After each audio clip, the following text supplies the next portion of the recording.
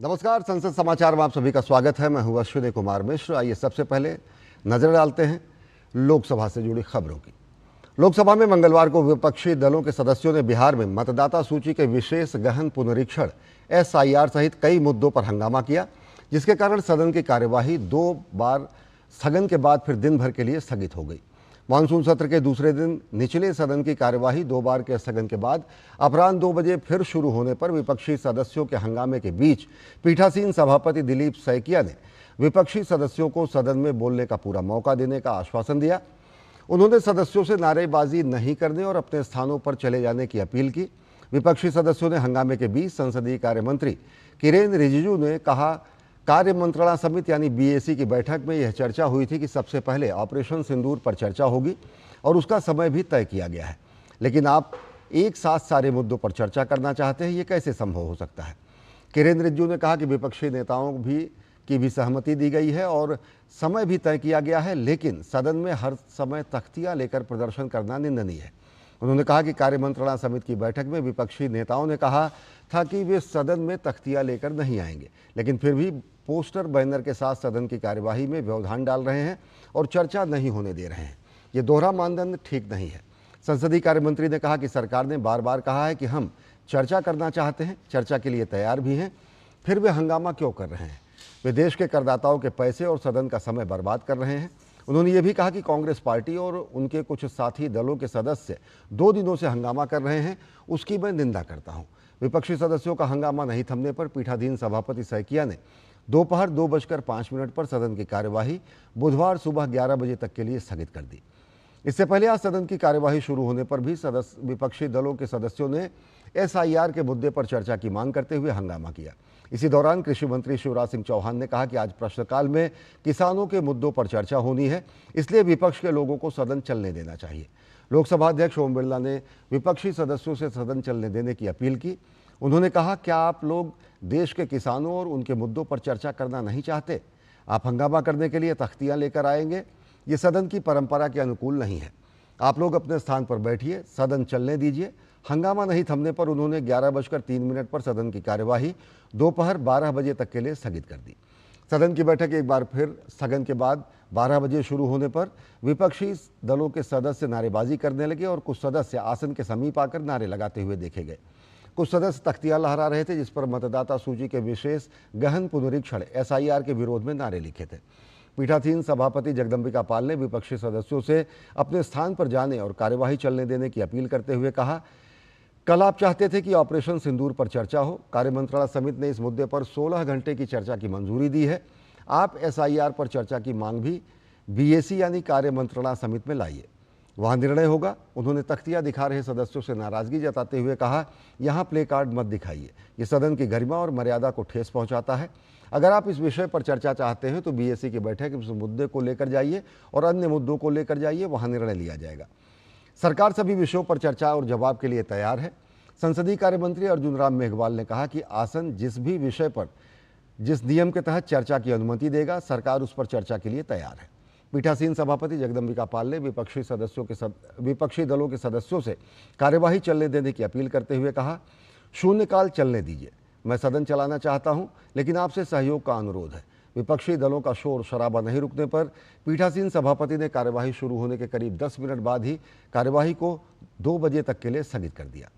सामाजिक न्याय एवं अधिकारिता मंत्री वीरेंद्र कुमार ने मंगलवार को लोकसभा में 2 प्रस्ताव पेश कर दिव्यांग पुनर्वास और अधिकारों पर निगरानी रखने वाली 2 संस्थाओं में सदस्यों के निर्वाचन के लिए सदन की मंजूरी मांगी।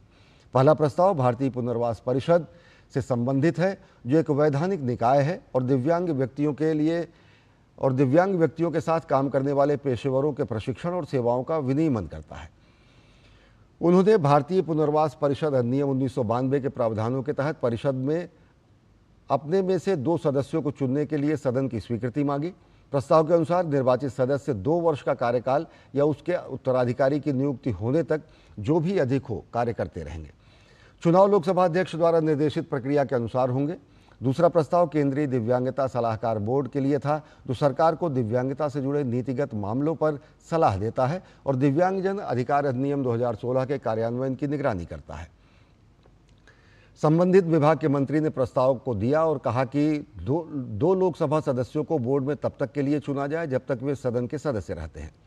लोकसभा में मंगलवार को विपक्षी सदस्यों की नारेबाजी के कारण प्रश्नकाल नहीं चल सका, लेकिन सरकार ने सदस्यों के प्रश्नों के लिखित उत्तर दिए हैं। एक प्रश्न के लिखित उत्तर में सरकार ने सदन को बताया कि अनुसूचित जाति यानी एससी और अनुसूचित जनजाति यानी एसटी के छात्रों के लिए मैट्रिक के बाद छात्रवृत्ति योजना को बंद करने का कोई प्रस्ताव नहीं है। सामाजिक न्याय एवं अधिकारिता राज्य मंत्री रामदास अठावले ने अपने उत्तर में कहा कि इस योजना का उद्देश्य उच्च शिक्षा में अनुसूचित जाति और अनुसूचित जनजाति के छात्रों के सकल नामांकन अनुपात GER को बढ़ाना है तथा योजना को समाप्त करने का कोई प्रस्ताव नहीं है। उन्होंने कहा कि इसे वर्तमान में मंत्रिमंडल और व्यय वित्त समिति द्वारा अनुमोदित वित्त पोषण एवं पात्रता मापदंडों के साथ कार्यान्वित किया जा रहा है, जो वित्तीय वर्ष 2021-2022 से 2025-2026 तक वैध रहेगी। अनुसूचित जाति एवं अनुसूचित जनजाति के छात्रों के लिए केंद्र राज्य वित्त पोषण पैटर्न अलग अलग हैं। अनुसूचित जाति के छात्रों के लिए केंद्र और राज्यों के बीच 60:40 का अनुपात होता है, जबकि पूर्वोत्तर राज्यों में 90:10 है। सामाजिक न्याय एवं अधिकारिता मंत्रालय राष्ट्रीय छात्रवृत्ति पोर्टल NSP के माध्यम से छात्रों के आधार से जुड़े बैंक खातों में सीधे केंद्रीय अंशदान जारी करता है, लेकिन राज्य द्वारा अपने हिस्से की 40% का अंशदान वितरित करने के बाद ही ऐसा किया जाता है। अनुसूचित जनजाति के छात्रों के लिए केंद्र और राज्यों के बीच निधि का साझाकरण अनुपात 75:25 है। जनजातीय कार्य मंत्रालय 75% राशि राज्य सरकारों या केंद्र शासित प्रदेशों को जारी करता है, जो शेष 25% का योगदान करते हैं और पूरी राशि प्रत्यक्ष लाभ अंतरण यानी DBT के माध्यम से एक ही किश्त में छात्रों को हस्तांतरित करते हैं। सरकार ने एक प्रश्न के लिखित उत्तर में बताया कि भारत और अमेरिका के बीच प्रस्तावित द्विपक्षीय व्यापार समझौते FTA के लिए मार्च 2025 में शुरू वार्ता के अब तक 5 दौर पूरे हो चुके हैं। वाणिज्य एवं उद्योग राज्य मंत्री जितिन प्रसाद ने अपने लिखित उत्तर में बताया कि प्रस्तावित मुक्त व्यापार समझौते के लिए भारत और यूरोपीय संघ यानी EU के बीच अब तक 12 दौर की वार्ता हो चुकी है। अंतिम दौर की वार्ता 7 से 11 जुलाई तक ब्रसेल्स में आयोजित की गई थी। जितिन प्रसाद ने बताया कि भारत अमेरिका द्विपक्षीय व्यापार समझौते पर वार्ता मार्च 2025 में शुरू हो गई थी। वार्ता के 5 दौर हो चुके हैं, जिनमें से अंतिम वार्ता 14 से 18 जुलाई तक वाशिंगटन में हुई थी। अब खबरें राज्यसभा से। संसद के मानसून सत्र में दूसरे दिन राज्यसभा में विपक्ष के भारी हंगामे की वजह से कार्यवाही दिन भर के लिए स्थगित कर दी गई। 11 बजे उच्च सदन की कार्यवाही शुरू होते ही विपक्ष के हंगामे के कारण सदन को पहले 12 बजे तक के लिए स्थगित करना पड़ा। 12 बजे जैसे ही सदन की कार्यवाही शुरू हुई, विपक्ष ने फिर हंगामा शुरू कर दिया, जिसके कारण कार्यवाही को दोपहर 2 बजे तक के लिए स्थगित कर दिया और फिर बाद में इसे दिन भर के लिए स्थगित करना पड़ा। राज्यसभा में भी कांग्रेस और उसके सहयोगी दल बिहार में मतदाता पुनरीक्षण के मसले पर हंगामा करते देखे गए, जिसके चलते कामकाज नहीं हो पाया।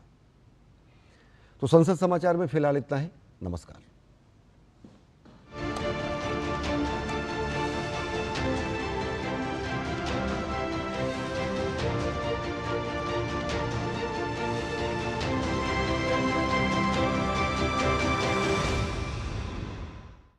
प्रधानमंत्री राष्ट्रीय